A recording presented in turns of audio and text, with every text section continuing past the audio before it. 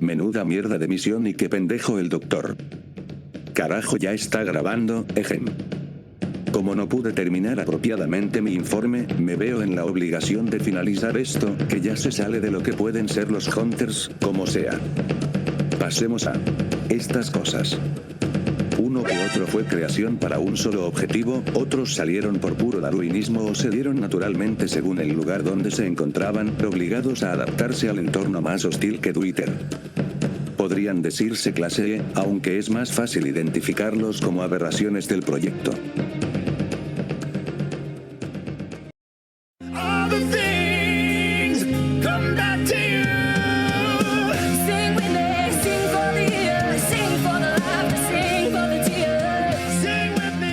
A pesar de que ya tienen un zoológico de Hunters, los de Winter siguen de innovadores queriendo jugar a ser Dios.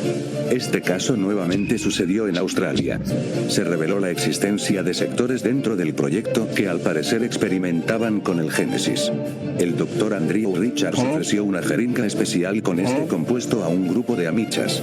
No faltó el loco que no mide las consecuencias y dijo, va, jalo.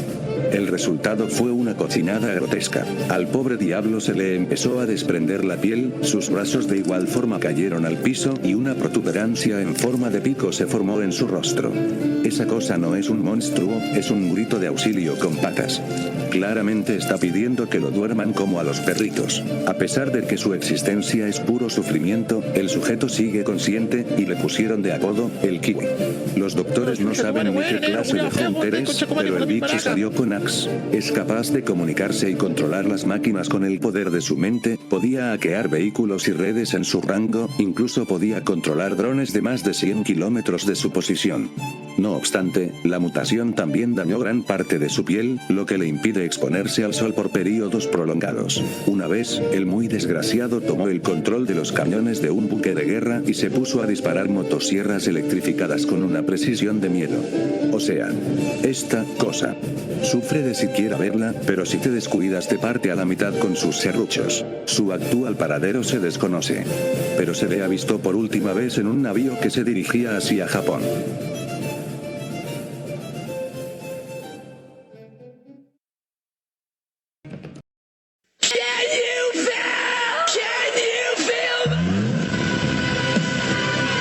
Yo estoy viva porque estoy mamadísima.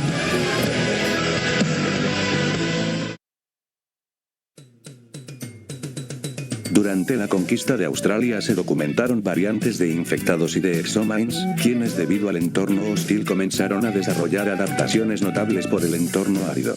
No mamen, se adaptaron al patio de experimentos loco de Dios. El sol les pegó tan fuerte que les tostó hasta el ADN. Entre estos, surgió el caso de una variante de Hunters que habitaban en los túneles que conducían hacia Sydney. Los cadáveres encontrados en estos túneles estaban más secos que mi cuenta bancaria y adheridos a la roca, como si sus cuerpos se hubieran fundido en ella debido a las condiciones ambientales ricas en cal. De acuerdo con una nota hallada junto a las víctimas, solo un tipo de agua especial contenida en ciertas botellas podría detener a esta criatura, de la que incluso Winter carecía de información. Gracias a los Hunters que tomaron Sydney, se pudo obtener más detalles sobre esta entidad. El primer espécimen encontrado se trataba de una mujer, ¿y qué mujer? Quiero que me pegue, me embarace y me abandone, ¿no? Lo peculiar era que la mitad de su cuerpo estaba cubierto de rocas como si fuera un manto o armadura de piedras. Al encontrarse en ambientes cerrados, era capaz de hacer que el aire pesara más que mis pecados, asfixiando a todos a su alrededor. También se le observó generar garras a partir de su cuerpo. En un momento clave, una explosión dentro de la cueva la alcanzó de lleno, enterrándola viva, pero, sorprendentemente, sobrevivió. Gracias a sus observaciones, se descubrió que era una berserker petre. Se les dio este nombre por obvias razones. La mujer posee una coraza de rocas que le otorga una resistencia comparable a la de los fortres. Además, podía utilizar las piedras de su armadura como proyectiles. Sumado a ello, el poder de deshidratar a sus víctimas. Esta nueva clase, los pétreos, son adaptaciones para conservar el agua de sus cuerpos y soportar el peso de toneladas encima suyo. Se tiene registro de un Fortress pétreo que reúne todas las cualidades características de su clase, pero con una particularidad que lo distingue de forma notable. Posee la capacidad de procesar cualquier material que consuma e integrarlo directamente en su armadura térmica. Esta adaptación no solo incrementa su resistencia, sino que le permite evolucionar su protección de manera progresiva y prácticamente ilimitada. Sin embargo, este proceso no es inmediato ni exento de riesgos. El individuo debe proceder con cautela, evitando ingerir materiales complejos o inestables en etapas tempranas, ya que podrían comprometer la cohesión de su coraza. En su lugar, se recomienda iniciar con elementos simples y compatibles, permitiendo que su organismo se adapte gradualmente. Solo mediante este proceso escalonado podrá alcanzar una armadura verdaderamente óptima, capaz de soportar condiciones extremas y rivalizar con las formas más avanzadas de su clase. En resumen, los pétreos crean escamaciones de piel que no la separa de sus vasos sanguíneos, así que se sigue alimentando y creciendo indefinidamente. Está basado en una enfermedad genética extremadamente rara en la que el tejido conectivo provoca una osificación progresiva, convirtiendo tejidos, músculos y tendones en huesos tras lesiones. En este caso, a los hunters que se adaptaron en esas condiciones les está saliendo piedras de sus cuerpos. Aparentemente, incluso siendo de otra clase, si es un pétreo, puede darse un tiro con un Fortress. Y si se pone las pilas, hasta hacerle un Fatality. Aún aterró a Levilla. Es curioso. Hay un pétreo perdido del cual no existen registros completos, solo fragmentos, rumores y testimonios que no coinciden entre sí. Según algunos informes, podría tratarse de un Fortress. Su nombre: It. O al menos eso es lo que quedó escrito en uno de los pocos archivos que existen de él. Nadie ha podido confirmar si ese era realmente su nombre. Se dice que permaneció inmóvil durante un lapso de tiempo de meses o años en un patio de pruebas, camuflado como una piedra más. Simplemente dejó de existir en la percepción de quienes estaban allí, y cuando finalmente alguien notó su ausencia, ya no estaba. Había salido. Sin ruido, sin señales, perdiéndose en la oscuridad del bosque. Se enviaron a los clanes a recuperarlo. Un equipo completo de rastreo como suele ser habitual para recuperar a un objetivo. Pero todos regresaron con la misma respuesta. Pero las cifras no cuadraban. Faltaban 3 hunters.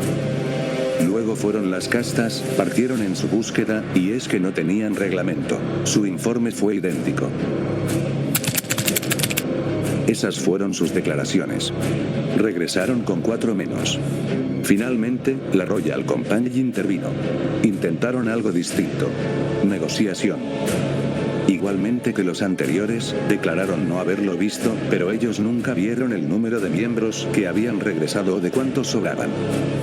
Es un hunter desconocido porque nadie quiere confesar qué fue lo que sucedió cuando, supuestamente, no lo encontraron. Winter no puede tomar contramedidas contra algo que apenas deja rastro en los registros. Todos piensan, sobre todo las brujas, que el propio Hunter lo que hizo fue amenazarlos o recurrir a medios profundos para sellar sus recuerdos dentro de sus mentes para que no pudieran declarar que lo vieron. Por lo que, aparte de pétreo, podría ser algo más.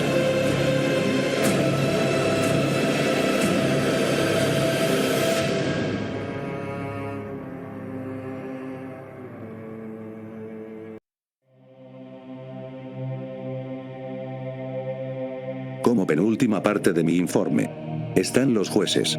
Son criaturas idealizadas como dioses, que simplemente superan cualquier categoría conocida. El tamaño del cisma o juez a juez varía. Aunque no se han visto muchos, visten ropas muy a su gusto con cuernos similares a los de un alce u otro tipo. Son capaces de hacer llover con el chasquido de un dedo. O eso tratan de aparentar, pues conocen los secretos del mundo y saben cómo usarlos a su favor. Conocimiento que guardan muy recelosamente, creados durante la gran rebelión que casi llevó a la destrucción del proyecto. Los jueces fueron de gran ayuda para aplastar a la rebelión. En general, funcionan como refuerzo de la ley, hacen cumplir los derechos de los hunters y los juzgan, también se especializan en la eliminación de objetivos peligrosos. Esto es lo último que se supo del cisma que maldijo acá. barco salido de Cuba estaba rumbo al norte. Sus tripulantes estaban discutiendo sobre el porvenir en tierras americanas. Todos estaban tan inmersos en su conversación hasta que una presencia los estremeció. Enfocándose en el horizonte, visualizaron a un ser humanoide con unas imponentes astas de ciervo, en cuclillas sobre el mar sin olas. El barco intentó cambiar de rumbo, hasta que todas las personas en el navío escucharon voces viniendo de todas partes.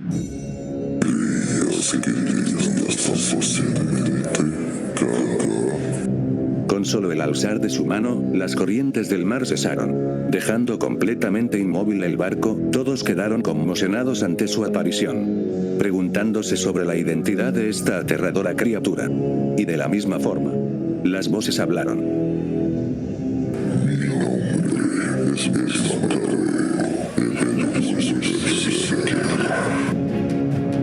Un juez que mantiene un eterno Nakayoshi de manera consciente. Se dice que es el medio hermano de Winter, imponiéndose con una estatura de 4 metros y con sus imponentes astas de 3 metros. Es el responsable de haber maldecido a K, y considerando el hecho que no cumplió su condena, pasó de juez a verdugo, provocando que todos en el barco entrarán en pánico. Solo la confianza en su nuevo equipo los podría salvar. There's a starman waiting in the sky. He'd like to come and meet us, but he thinks he'd blow our minds. Hagamos algo divertido mientras me adoras y haces cumplidos. Dime, lindura.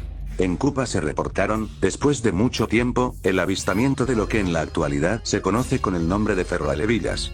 El inicio de la creación de estos seres fue un total desastre debido a la mezcla del ADN humano. Eran lo más parecido a quimeras gigantescas. Conocido como el Proyecto Ceros, junto a las abominaciones que nacieron de este, fue incinerado por completo. Aprendiendo de aquel terrible error, mejoraron la fórmula original, pero no contaban con que la profundidad presente en ella funcionaba con una regla. Solo se puede hacer aquello que sea posible. Para evitar problemas, llegó cierta mujer que ayudó a los doctores que estaban dando tantas vueltas. Experimentaron fusionando el ADN oscuro y el génesis con ayuda de la profundidad. De entre todos los sujetos de prueba, se descubrió que las pocas que sobrevivieron eran mujeres. Además, todas eran hunters, iniciando así una nueva raza, las ferroalevillas. Estas se caracterizan por el tamaño, que variaba de mujer en mujer. Sus ojos se agrandaron de forma antinatural, les brotaron 2 nuevos brazos debajo de los originales, desarrollaron antenas y de sus bocas emergieron largas lenguas, afiladas como aguijones, que funcionaban como segundos ojos. Los doctores responsables de su creación presenciaron su apetito por los metales al verlas devorar las máquinas a su alrededor. Sus pieles cambiaron de un color natural a un rojo fuego, algo que no les gustaba en absoluto, por lo que usaron plomo como pintura para mantenerlas blancas. Con el tiempo, el plomo se asentó en sus pieles de forma permanente. Con sus nuevos sentidos, notaban que algo les faltaba. Al asemejarse con los heteróceros, salieron en busca de conseguir o crear sus propias prendas, lo más similares a una polilla. Cuando cosían sus capas, los doctores no podían explicar cómo eran capaces de hacerlas moverse. Las hicieron pasar por sus espaldas, convirtiendo esas telas en alas reales. Los doctores separaron a las más grandes de las pequeñas. Las más dotadas fueron perfeccionadas y ubicadas en un campo de laboratorios en caso de ser utilizadas, mientras que el esfuerzo de separar a la segunda camada resultó inútil. Con el paso de semanas y meses, alcanzaron alturas de 2 a 3 metros. Un batallón de 200 ferroalevillas fue entrenado en solo un mes. Descubrieron que, al sacar la lengua, podían reducir a un doctor, soldado o incluso hunters si los tomaban desprevenidos. Desde entonces, entendieron que no debían obedecer a nadie. Fueron catalogadas como peligrosas, inestables, pero inteligentes. Se ocultaban, susurraban incoherencias y siempre buscaban hacer daño a cualquiera que tuvieran enfrente. Les encantaba fastidiar a los doctores, pero nunca los atacaban directamente. Uno de los últimos encuentros con estas aberraciones lo protagonizó el Dr. Ivanovich, encargado de entrenarlas para combatir al Rey Hunter. He visto hunters con padecimientos mentales, pero las que comen metal son las peores. El error que llevó a su muerte fue una pequeña herida. La ferroalevilla con la que estaba detectó el aroma del hierro y estaba hambrienta. Su cadáver fue encontrado en un callejón, sin sangre y sin garganta. Esa misma polilla accedió a las memorias residuales del doctor, descubrió el propósito de su existencia y avisó a las demás. Esa fue la señal. A través de las grabaciones se observó lo sobrenatural que eran. Se acercaban a las paredes y las atravesaban como si fueran intangibles. Debido a todo lo que se sabía de ellas, se decidió no buscarlas. Durante su crecimiento se supo que todas soltaban escamas. Este fenómeno dejó de presentarse al alcanzar lo que se creía eran sus alturas máximas. Fueron custodiadas por hunters que, al estar cerca de las escamas, sufrieron una terrible intoxicación, dando origen a un nuevo horror: los cazacadenas, ecos corruptos de las polillas capaces de infectar a otros. Tras la fuga, algunas ferroalevillas jóvenes desaparecieron por completo, pero no sin propósito. Buscaron, rastrearon y encontraron a las supervivientes olvidadas. Los prototipos de la primera camada, encerradas en campos de laboratorio. Las liberaron, aunque no eran exactamente iguales, ya que no poseían las mismas capacidades que la segunda camada. Estas comprendieron que su tiempo no había acabado y que aún podían alcanzar el estado perfecto. Y lo hicieron a través de una revelación macabra: el canibalismo como vía de perfección. La primera reina ferroalevilla no fue coronada. Una reina nace cuando una de la primera camada, incompleta, engulle a una de sus congéneres. Durante la creación de estas abominaciones se usó la sangre de un clan, los Garls, vasallos de Winter, totalmente leales. Fue idea suya usar sangre de hunters para que las ferroalevillas también estuvieran bajo control. La profundidad caló en ellos, otorgándoles una habilidad curiosa: el ritual de asimilación. Un solo Garl equivale a 5 o 6 hunters en uno. Obligaban a otros hunters a realizar el ritual para formar un solo ser. La profundidad en la primera camada de ferroalevillas se potenció con la sangre Garl. Cazaron a sus congéneres en busca de sus piezas faltantes, moldeando sus cuerpos en el proceso para diferenciarse de las polillas normales. Tras múltiples asimilaciones, crearon su propia fórmula. Adaptaron partes comunes de las ferromodernas y, de alguna forma, lograron un chasquido cuádruple que les permite someter a cualquier ferroalevilla frente a ellas. En el caso de los hunters, deben repetir el proceso mirándolos a los ojos, induciéndolos a un estado de sueño donde obedecen su voluntad, excepto los Garls, quienes son inmunes a la hipnosis de las reinas. Porque, si están tan locas, las polillas normales no salieron rápidamente a la luz. Fue por sus reinas. Ellas aprendieron cómo pensaban, cómo actuaban y cómo cazaban, y las silenciaron antes de que alcanzaran poblados o ciudades donde habría ocurrido una masacre. Un detalle curioso es que todas, reinas o normales, presentan marcas en forma de ojos sobre sus cuerpos, como si fueran tatuajes. Si sirve de consuelo, el victinium sigue afectándolas. La tortura visual grabada en el aire se desmoronó cuando el sol finalmente cedió ante el horizonte. Mitad de la noche se desplomó sobre los aquí presentes, pero el destino no permitió que el silencio se instalara. Bajo la mortecina luminiscencia de la única farola... Aham, sí, ya te toca. Sote. A huevo. ¡Puta! Ulcazar, ultrajar, ferroalevillo, peruanolevillo, nombrado de muchas formas. Nosotros lo conocemos como el lobo, producto de la cruza de un peruano y una cubana. Su padre, evitando responsabilidades, abandonó a la madre antes de que él naciera. Cuando cumplió 13 años, su madre optó por venderlo. En plena infección en Cuba, se infectó con el Génesis, mutando en un Fortress. Mató a otros 2 niños por impulso, ya que intentaban devorarlo. Posteriormente fue comprado por unos desconocidos que, guiados por el impostor de Fidel Castro, escaparon hacia los Estados Unidos, por la zona de Florida. El pequeño Clint se separó de su abuelo Costro, para unirse a un nuevo equipo, donde conoció a Heracles, un raider de línea, lo más cercano a un hermano mayor. También estaban otros que no vale la pena recordar, a excepción de Arkan, el hunter salvaje berserker sangre conqueror con Nakayok imperfecto consciente, albino femboy, con un claro trastorno del protagonista. Además, es familiar de Gabriel, por si no se percataron de la obvia similitud. Su primer movimiento fue dirigirse a una zona de refugiados, donde se les encomendó el trabajo de talar árboles para la construcción de viviendas. Todo iba de maravilla hasta que una Karen los discriminaba por ser unos sucios inmigrantes. Lobo, a quien le corría sangre cubana y peruana, no soportó los insultos de una mujer blanca privilegiada y, sin medir el riesgo, le dio una pedrada, matándola. Los soldados se escandalizaron, esto provocó un evento Nexus en Heracles y su equipo, por lo que tuvieron que huir de la escena. Luego de unas cuantas aventuras, se toparon con el Dr. Smoke, alguien que podría cambiar el destino de USA, sin embargo, tenía una fuerte depresión, por cosas de su pasado, igual terminó uniéndose a la partida, puesto que no tenía nada mejor que hacer. Como Lobo era un niño, el hombre le inyectó una fórmula de crecimiento acelerado, mejorando sus capacidades. Su vida cambió por un depósito, luego de un golpe de suerte, el niño hecho hombre conoció a Amelia, una gran inversión, quiero decir, una gran criatura que rondaba los 3 metros, gracias al poder del PayPal consiguió una pareja. En la primera tirada obtuvo un 20% de compatibilidad, provocándole un severo asco a la ferroalevilla. Resulta que Lobo pagó por tenerla como novia, pero no quiso pagar la compatibilidad. La segunda tirada fue un 30%, la tercera un 50%. Tuvo que regatear quién sabe con quién, usando fichas de Mudae, porque el muy tacaño quiere todo regalado. Lobo no se conformaba con un 80% o 90%, él quería el 100%. Por lástima, le dieron el gusto, transformándose en esa cosa que ahora conocen como el primer ferroalevillo macho, o peruano levillo para los causas. Amelia quedó impactada por la nueva apariencia de su pareja, ¡Puta, qué asco! pero como fue pagado, la pobre no pudo echarse para atrás. Frente a ella había una criatura polillesca con cara de insecto.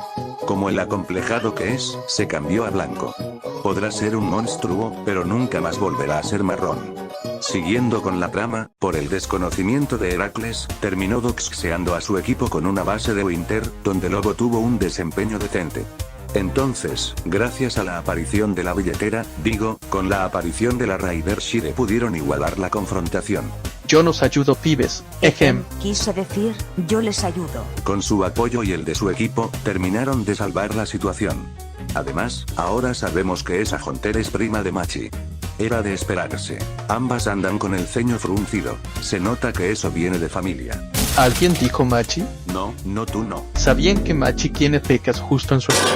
La historia sigue en un momento de lucidez con la mente de un niño, se alucinaba ser un rey ferroalevillo. Con el poder de la transacción bancaria, fue guiado hasta donde estaba Costro en Florida. Este le dio instrucciones para cumplir su objetivo, el cual era revelar la posición de Shire. Lobito, sin pensarlo mucho, la contactó.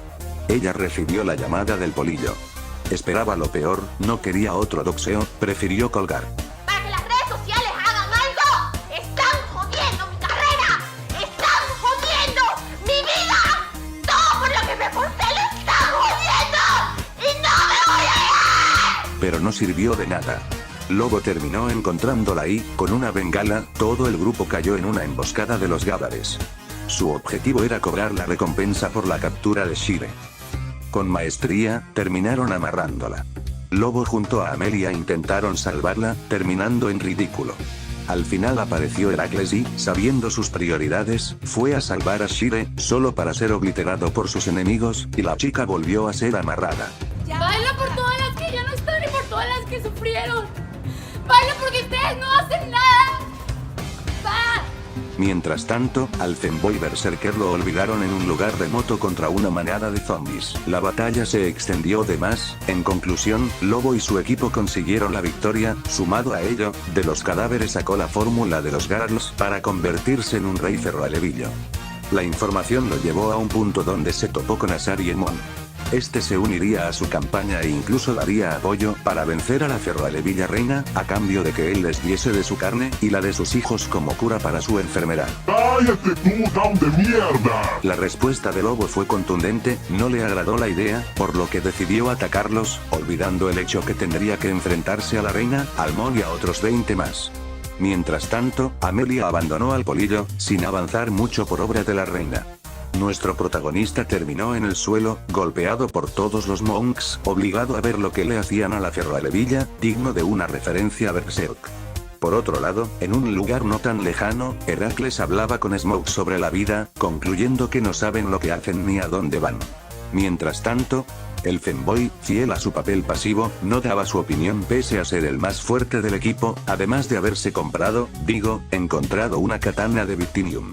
Mientras que Shire hizo el acto más inteligente, el cual fue abandonarlos para unirse a otro grupo. ¡Ustedes no hacen nada! El Raider interviene logrando salvar a Amelia, entonces Lobo aprovecha en zafarse del ataque de los Hunters, para luego castear una garra del destino, cortando las habilidades profundas de la reina, afectándose también a sí mismo. Los Monks trajeron refuerzos junto a un teniente Monk. Heracles, aunque alucinado con ser presidente, al menos le ponía actitud, mientras que el familiar de Gabriel solo miraba con miedo a su oponente, sobre todo porque el miasma del teniente cancelaba el Nakayopsin del albino. Todo el grupo lo insultaba para que hiciera algo, harto de las burlas.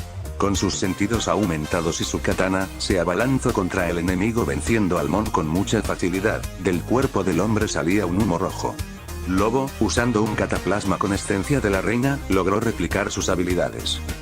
Sin embargo, perdió su hombría al usar genética de una fémina, aunque fuera momentáneo, además de usar gen de un ser no 100% Hunter, el ferroalevillo tendrá problemas en un futuro no tan lejano. Ahora yo no soy maricón, ¿y por qué me van a decir maricón? Entonces me molesta mucho. Pero ¿eres o no eres? Toda la tensión se cortó cuando el humo rojo alcanzó su punto máximo, era la señal para que apareciera Marcy Monk, quien llegó en apoyo de la reina. Con su miasma potenciado, los doblegó. Perdiendo la fe todos decidieron huir, menos Lobo, se negaba a perder. Con apoyo de Heracles, el polillo le dio un golpe potente a la reina, que no sirvió de mucho. Marcy lo atrapó, mientras que su gente, incluyendo Amelia, lo abandonaba a su suerte. Me van a matar, causa. Me van a matar.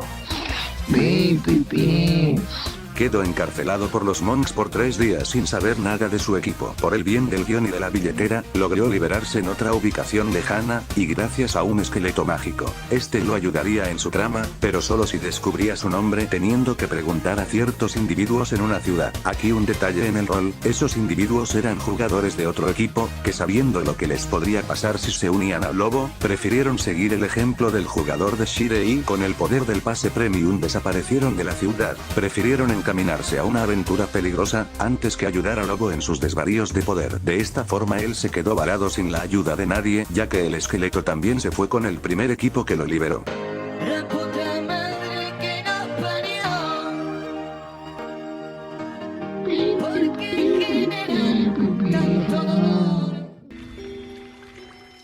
Aunque no lo crean, Heracles fue el más perjudicado. Desde que Lobo era un niño, él lo apoyaba con una lealtad inquebrantable. Habría cuidado a Amelia, si el ferroalevillo nunca hubiese vuelto, e incluso pensaba llamar a su primer hijo Lobo Jr. en su memoria. Pero Lobo es un peligro. Fue elegido desde mucho antes para seguir el camino del ferroalevillo, y con esa elección comenzó la miseria de su hermano mayor. Todo empezó aquel fatídico día con una Karen. Ese evento cambió el destino del Raider por culpa de Lobo. Heracles debía experimentar el azote de Winter sobre los ciudadanos, debía conocer a la gente que algún día protegería, y forjar en su interior un verdadero sentido de liderazgo. Incluso habría podido ayudar al Dr. Smoke con su depresión, permitiéndole contribuir mejor a los Estados Unidos. Así, su sueño de ser presidente Hunter habría descansado sobre bases sólidas. Hubiera sido un ejemplo para Lobo. Pero ahora ese niño está metido en rituales satánicos en roles privados en un server público. Con los logros que Heracles pudo haber alcanzado, le habría bastado para enamorar a Shire, la Raider de sus sueños. En cambio, hoy solo le muestra indiferencia. El Raider estaba destinado a la grandeza si no fuera por ese niño. Sin duda, Lobo le arruinó la vida a Heracles. Así que ya saben, si Lobo es tu enemigo, témele. Pero siente terror si quiere ser tu aliado. La desgracia llega a todo aquel que aprecia. Quizás esa sea la verdadera naturaleza de un rey ferroalevillo. Un poder maligno. Una vez más terminamos este video, agradecemos su aporte, por sus bellos dibujos, sus chips cuestionables, por la información de dudosa procedencia, y por los hunters más peculiares que podría haber, siendo animales, piedras e insectos. Si eres varón, serás una defesio lovecraftiano, pero si eres mujer, serás parte del sueño húmedo de algún tipo con mal gusto, y no olvidemos a los funcionarios públicos que pueden controlar el clima. Que pasen una buena mañana, tarde o noche. Nos veremos en el próximo video.